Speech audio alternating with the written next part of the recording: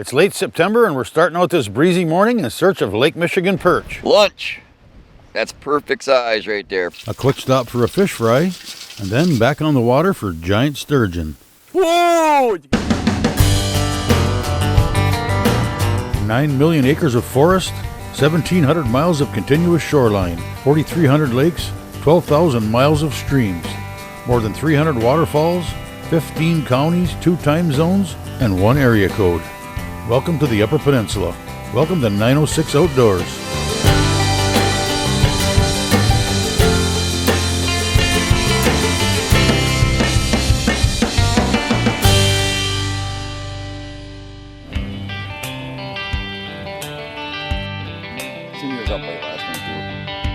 Hop on in. As the water cools down, the fishing heats up. I joined up with Menominee River fishing guide Brian Claremont and friends for a late September day on the water. The plan was to spend the late afternoon, early evening in search of giant sturgeon. But first, we'd enjoy a tasty fish fry. And if you're going to have a fish fry, you need some fresh fish. So we started out the day with some early morning perch fishing. Alrighty, what we got going on here today is it's not quite fall, but the water cools off, and this is a big flat in here, and minnows come in this shallow area, and then the perch follow them up. And there's one big hole here where it goes to 13 feet. And when these fish come in here, they like to sit here in the morning, and then when the afternoon comes, the sun comes up, if we get any sun today, they get in real thick weeds. They're a little harder to catch, so let's get some perch. The minners. Big bait, big fish.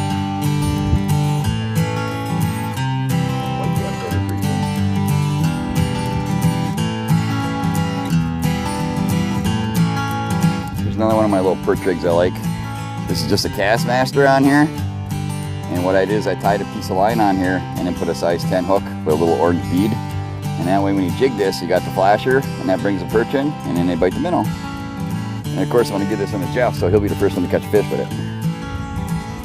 We got Jeff Buddha and Jody Court. Oh, there we go. What we got for depth right here?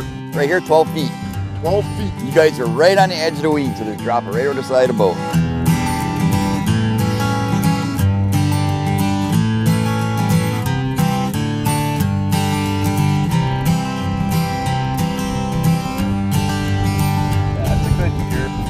I like them. That's kind of like the heat right there. These are perfect eating size fish right here. They're like candy. These little guys like this. Better. Slip bobber rig, and he's hanging right off the edge of the boat. He grabbed her, snapped her right up. These are tasty little morsels, they are. We'll see later on. We'll cook these up. I got a bucket here, Jode. This is my little perch rig that I like to tie up. A lot of weeds, so I like to hook them through the lips. They go through the weeds a little bit better. All this is 2 snells tied on with a sinker. And I'm just gonna drop this right over the side of the boat. Maybe a little bit of casting too. I just set her just a little bit off the bottom. Oh, bass. Largemouth. That's not a perch. Largemouth. Holy moly. You don't get too many largemouth out in the bay here. Here you do. Do you? Yeah, tons of them. Nice little largemouth. Go back in there, buddy. That'd have been a good perch. Today's show is brought to you in part by Rapid River Knife Works, home of Michigan's largest custom knife factory showroom.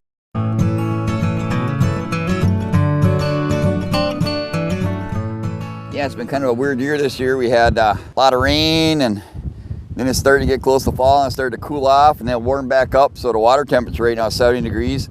As it cools off a little bit more, these perch come in here more. So this has just started. That's a little one. Where there's little ones, there's big ones.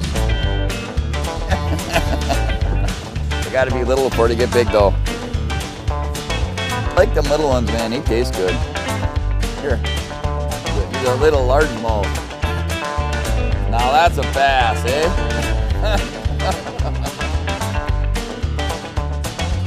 Lots of little ones. You just gotta weed through them. I couldn't even tell I had that on there. The middle's bigger than half his body. Hey. It's hot over there now. Oh, that's a big one. Little fellas. All Ah, here we go. They're getting bigger. You know what we call that? We call that gonna be lunch. There you go, Jody. That's a nice one. Holy moly, is that a beautiful one, Jody? Teeter. Yum. There we go. You're getting better now. Lunch. That's perfect size right there. Perfect eating size.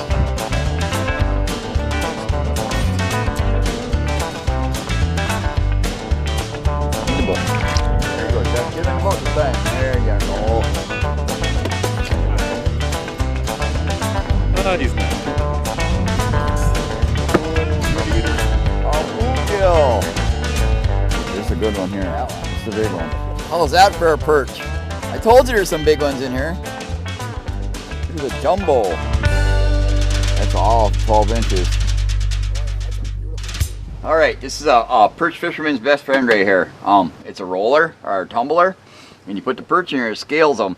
This is one of the bigger ones. It's not quite done yet. You can see there's still a few scales on there. So I'll throw that one back in there. We'll let it tumble a little bit longer. Kick around. When it comes out, it'll all be nice. It beats scaling them by hand.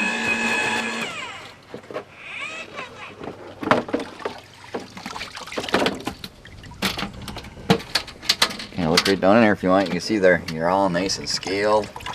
And then all the scales end up in the water there, and it makes great fertilizer for the garden. And I got a little knife here, it's curved, and I just hit them real quick just to make sure there's no scales left on them. Those are all good. I'm an electric flame knife guy. Always been, always will. Once you get the angles down. Nice set of thin blades on this one.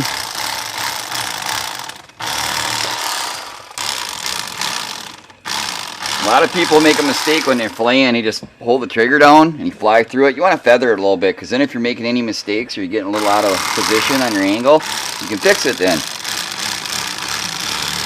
But important thing with this though here too is, if you look at these blades, they're nice and thin. That's so when with these thicker blades, I'll grab a set of those in a second, you come down and you can make your turn. If your blades are real wide, here's my for cleaning walleyes. Now you can see the difference. When you try to make your turn like that, it's so wide, you can't get the turn nice, so it makes it a lot harder. So I go back to the regular knife when I take out the ribs, just easier, you don't lose as much meat. The main thing is getting through that pin bone, and then turn your knife up right away, and it all pops right off.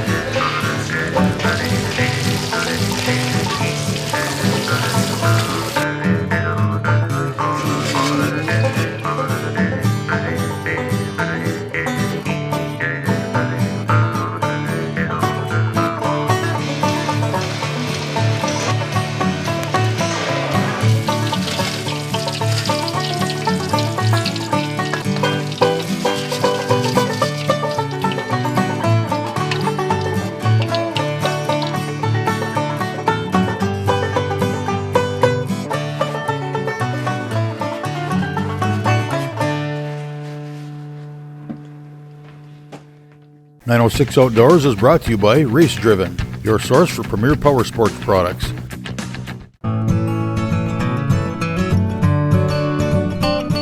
Round two.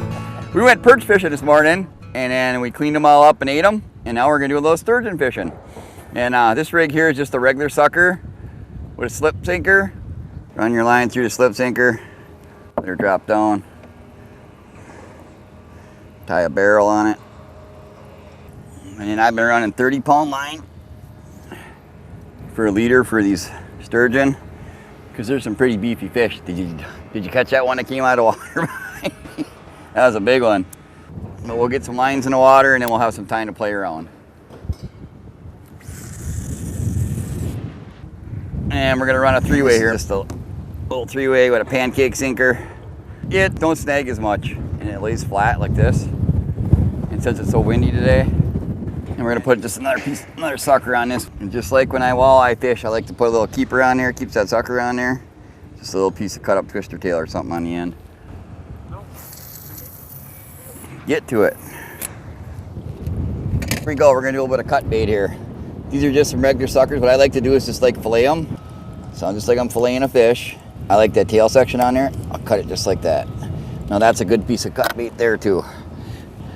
I just hook it right through the end there, through the skin. And them sturgeon, they bite just like a perch or anything else. It just tink, tink, tink, and you grab it, and hopefully we get to show you how it's done here. We had a couple sturgeon out with crawlers this year, but it's been cut bait and suckers, but we had something to pass the time, so we've been catching a few bass and a few walleyes. The waiting game, that's what it is now.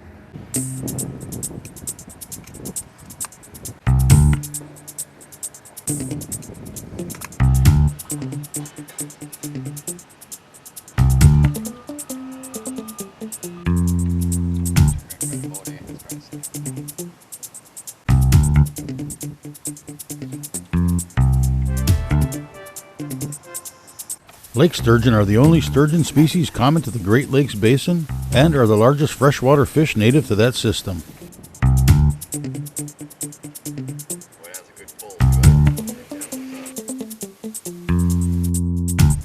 Like other sturgeons, this species is an ancient bottom feeder with a streamlined shape and skin bearing rows of bony plates on its sides and back.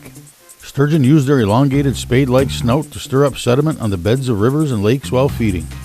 The lake sturgeon has 4 sensory organs that dangle near its mouth. These organs, called barbels, help the sturgeon to locate bottom-dwelling prey.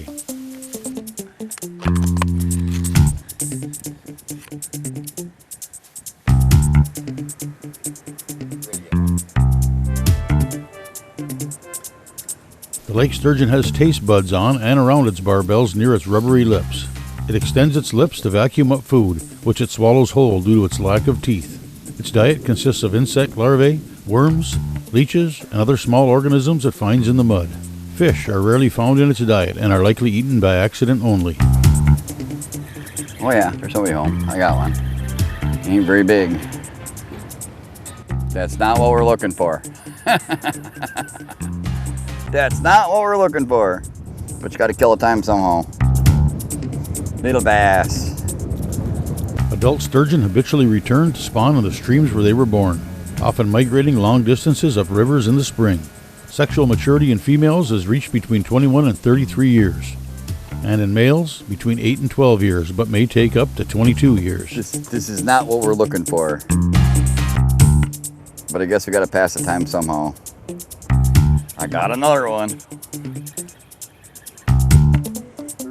This ain't what we're looking for. But we gotta pass the time. So we're passing the time. I need a crawler man. The typical lifespan of a lake sturgeon is 55 years for males and 70 to 100 years for females. Lake sturgeons can grow to over 7 feet and weigh in at over 200 pounds.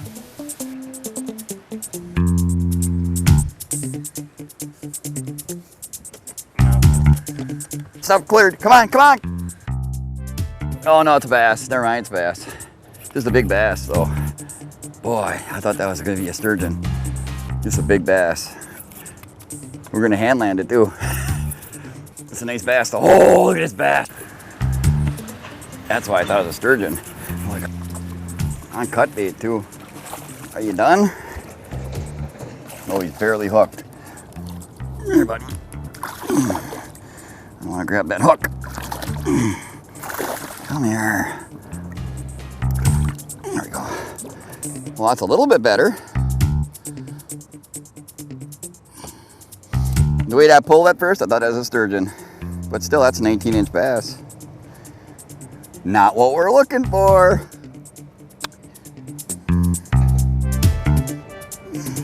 So let's try for the other fish. 906 Outdoors is brought to you by Cooking Wild Seasonings. Make it fresh, make it yours. It's time for a 906 Outdoors wild game break.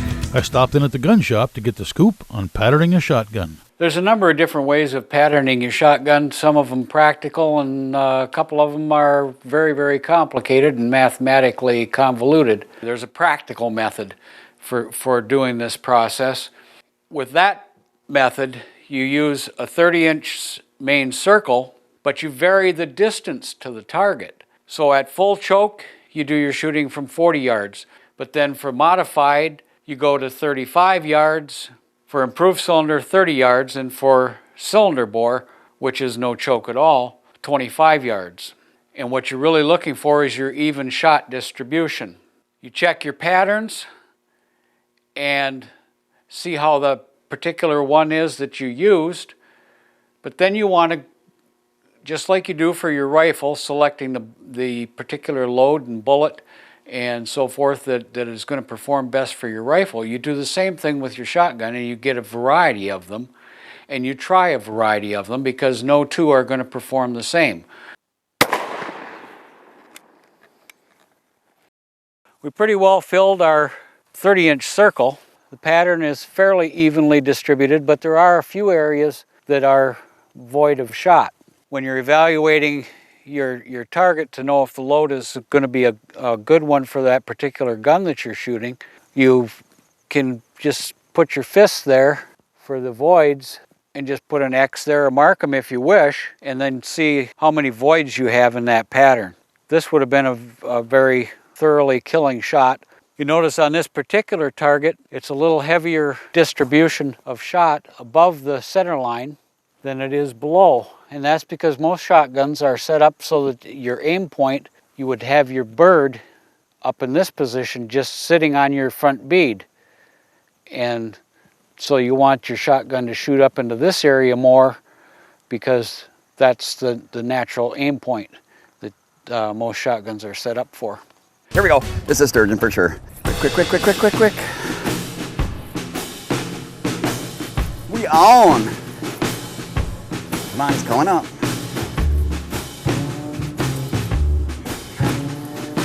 Clear it. Back stuff right away.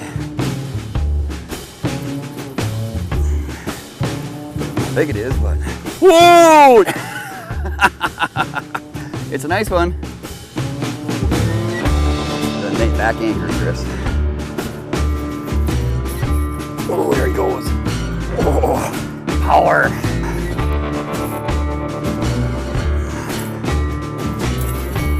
There he goes. He's gonna jump. No deal.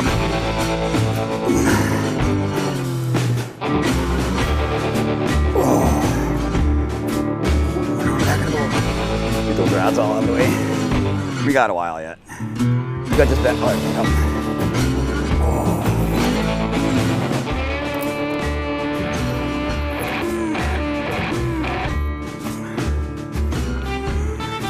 These take almost as long to fight them to get them in as it does to wait for a bite sometimes.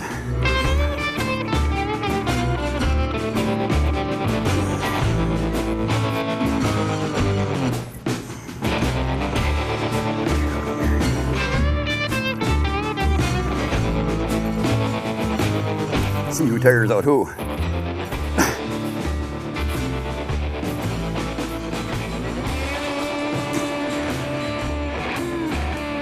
Power.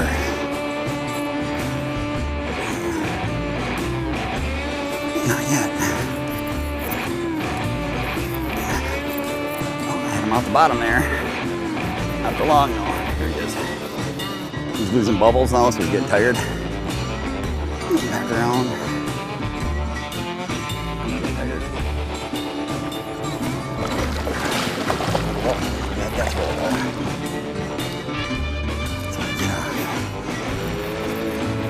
I'll bring him up again for you, Chris. Here he comes.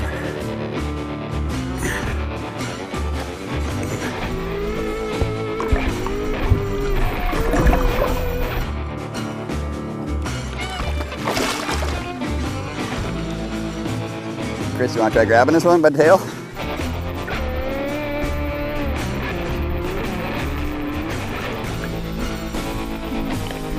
If you touch his tail, he's gonna go nuts.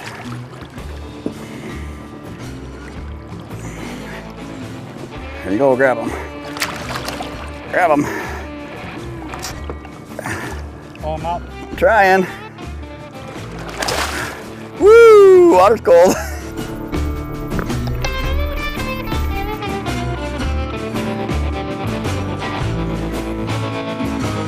Got him? Almost. Okay, come back to you again.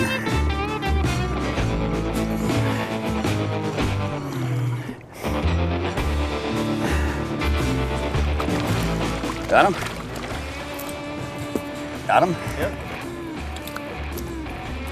Ah, boom. Score! Whew. That was fun. Nah, the players now hold them up good.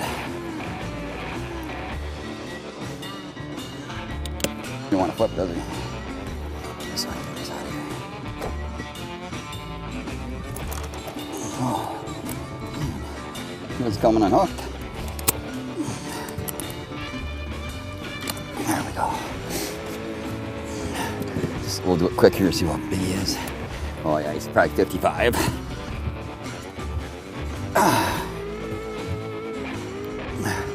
How's that for a fish?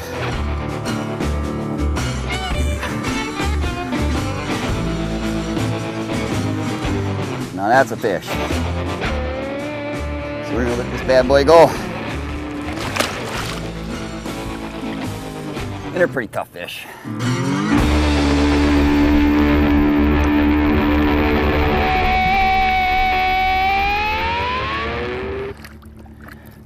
And away he goes.